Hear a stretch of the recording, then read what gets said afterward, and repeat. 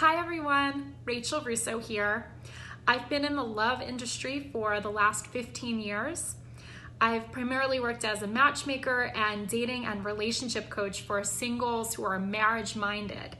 And I also do marriage and family therapy. I see couples, I see families, I see individuals. So I'm very familiar with all of the ups and downs of the dating scene today, as well as the challenges of modern day relationships, which are amplified, to say the least, in the time of coronavirus. It's hard for everyone, for singles and couples. We all have our unique challenges.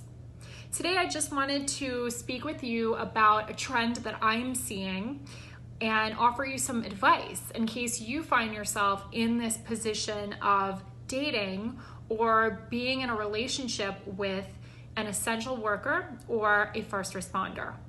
The trend I'm seeing is that there are two very different worlds. There's the stay-at-home world of people who are working from home and are just feeling completely safe, other than perhaps when they have to go to a grocery store and pick up their orders. But generally they feel that they don't have that much exposure to coronavirus. And then there are those people who are on the front lines facing this battle and fighting it every day. So if you are in the camp of working from home, it may be a very different experience for you without that risk. And your days are going to look very different than perhaps your partner who's out there fighting this battle every day. My number one tip is empathy. It can be pretty horrible. I've been hearing from some clients who are nurses and doctors, cops, and you don't know what they're going through. It's tough. They can tell you, but you don't really know unless you're in their shoes. But you'll see it. You'll see their moods be affected by it. It can be very draining at this time to be in such uncertain times and facing these battles on a day-to-day basis. So think about it as a battery, right? A battery being drained. If their own battery is drained, they can't really give to you at certain times. So sometimes you might have to put your needs aside just temporarily and understand that this is their job and they need to focus on it, and they can't give what they don't have. So being compassionate and empathetic is my number one tip. My second tip is don't sweat the small stuff if you are dating an essential worker or a first responder. Listen, they might not call you back right away. They might not be able to because of what's going on at work or personally. They might have to reschedule plans, and you might even be watching a movie one day that they promised to watch that you were really excited about watching if you're quarantined together, and they might fall asleep on you.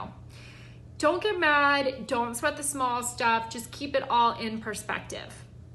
My last tip might seem a little counterintuitive because I'm telling you not to sweat the small stuff, but I'm also telling you that you should not let your needs be neglected either. And okay, relationship is about compromise. So I'm not talking about like everything has to be 100% perfect all of the time, because as I said, your first responder, their battery is probably drained. However, you are a person and a human being, and just because you may not be going through those same challenges they're facing at their job, you have your own challenges, how you're dealing with the stress, the anxiety, the health, maybe the loneliness, the isolation, whatever it is, worries about family, friends, and you have a right to want and need certain things from your partner. So you have to take an honest assessment of is this person that you are with or wanting to be with mostly able to give you what you want? And if the answer is no, perhaps you need to think about being in another relationship, because there's no use being upset and frustrated and feeling like you're shortchanged all the time. It's not good for you and it's not good for them, because they'll feel like they're failing you and you'll feel like you're constantly deprived. So don't neglect your needs. Don't let them neglect your needs on a regular basis, but communicate what you want. Communicate what is bothering you, and hopefully you guys can come to some type of happy medium where what they can give actually will be enough for you.